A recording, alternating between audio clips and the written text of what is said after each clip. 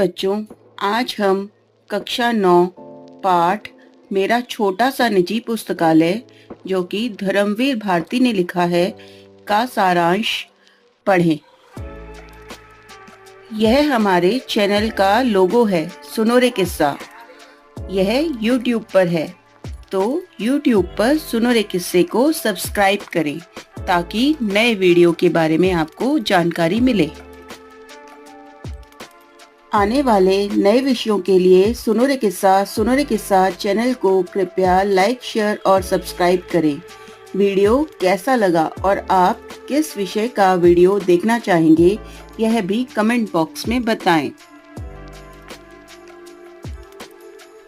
पाठ का सार।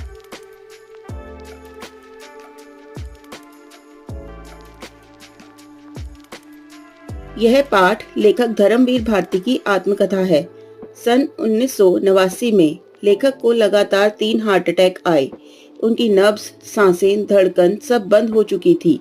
डॉक्टरों ने उन्हें मृत घोषित दिया, परंतु डॉक्टर बोर्जेस ने हिम्मत नहीं हारी और उनके मृत पड़ चुके शरीर को 900 वोल्ट्स के शॉक दिए, जिससे उनके प्राण तो लौटे, परंतु हार्ट का 60% हिस्सा नष्ट हो गया और उसमें भी 3 अवरोध थे। तय यह हुआ कि उनका ऑपरेशन बाद में किया जाएगा। उन्हें घर लाया गया। लेखक की जिद पर उन्हें उनकी किताबों वाले कमरे में लिटाया गया। उनका चलना, बोलना, पढ़ना सब बंद हो गया। लेखक को सामने रखी किताबें देखकर ऐसा लगता मानो उनके प्राण किताबों में ही बसे हों। उन किताबों को लेखक ने पिछले 40-50 सालों में जमा किया था, जो अब एक पुस्तकालय का रूप ले चुका था। उस समय आर्य समाज का सुधारवादी पूरे जोर पर था। लेखक के पिता आर्य समाज रानी मंडी के प्रधान थे और मां ने स्त्री शिक्षा के लिए आदर्श कन्या पाठशाला की स्थापना की थी। पिता की अच्छी खासी नौकरी थी, लेकिन लेखक के जन्म से पहले उन्होंने सरकारी नौकरी छोड़ दी थी। लेखक के घर में नियमित पत्र पत्रिकाएं आती थीं, जैसे आर्यमित्र, साप्ताहिक, वेदोदम, सरस्वती, गृहिणी।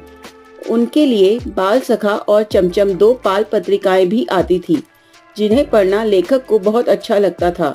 लेखक बाल पत्रिकाओं के अलावा सरस्वती और आर्यमित्र भी पढ़ने की कोशिश करते। लेखक को सत्यार्थ प्रकाश पढ़ना बहुत पसंद था। वे पाठ्यक्रम की किताबों से अधिक इन्हीं किताबों और पत्रिकाओं को पढ़ते थे।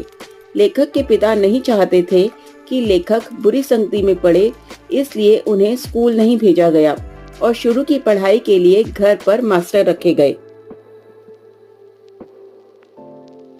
3री कक्षा में उनका दाखिला स्कूल में करवाया गया। उस दिन शाम को पिता लेखक को घुमाने ले गए और उनसे वादा करवाया कि वह पाठ्यक्रम की पुस्तकें भी ध्यान से पढ़ेंगे। 5वीं में लेखक फर्स्ट आए और अंग्रेजी में उन्हें सबसे ज्यादा नंबर आए। इस कारण उन्हें स्कूल से 2 किताबें इनाम में मिली। एक किताब में लेखक को विभिन्न पक्षियों के बारे में जानकारी मिली तथा दूसरे में पानी की जहाजों की जानकारी मिली। लेखक के पिता ने अलमारी के खाने से अपनी चीजें हटाकर जगह बनाई और बोले, यह अब तुम्हारी लाइब्रेरी। से लेखक की निजी लाइब्रेरी की शुरुआत हुई। लेखक के मोहल्ले में एक लाइब्रेरी थी, जिसमें लेखक बैठकर किताबें पढ़ते थे।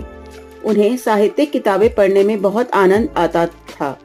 उन दिनों विश्व साहित्य के किताबों के हिंदी में खूब अनुवाद हो रहे थे, जिससे लेखक को विश्व का भी अनुभव होता था।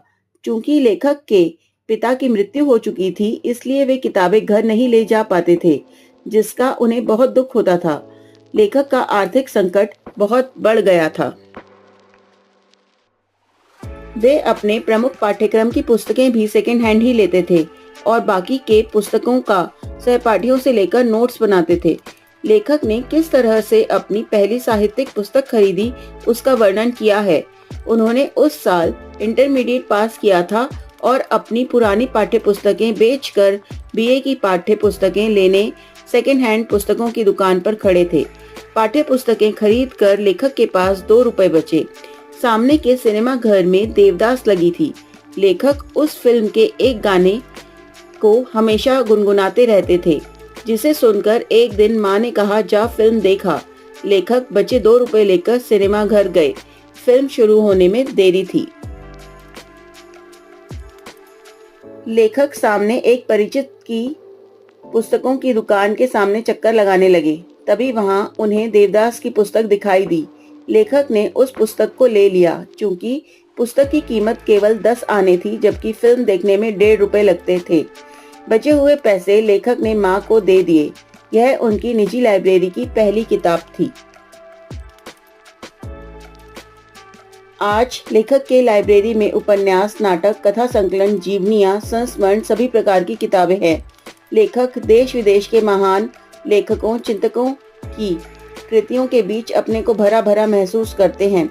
लेखक मानते हैं कि उनके ऑपरेशन के सफल होने के बाद उनसे मिलने आए मराठी के वरिष्ठ कवि विंदा करिंदकर ने उस दिन सच कहा था कि ये सैकड़ों पुरुषों के आशीर्वाद के कारण ही उन्हें पुनर्जीवन मिला है। तो यह थी इस पाठ की कहानी संक्षिप्त में, यानी मेरा छोटा सा निजी पुस्तकालय की कहानी छोटे से रूप में। आशा है आप इसे समझ पाए होंगे। और वीडियो देखने के लिए आप चैनल को सब्सक्राइब करें। इससे अगले वीडियो में इस पाठ के महत्वपूर्ण प्रश्न उत्तर को आप सुन पाएंगे। धन्यवाद।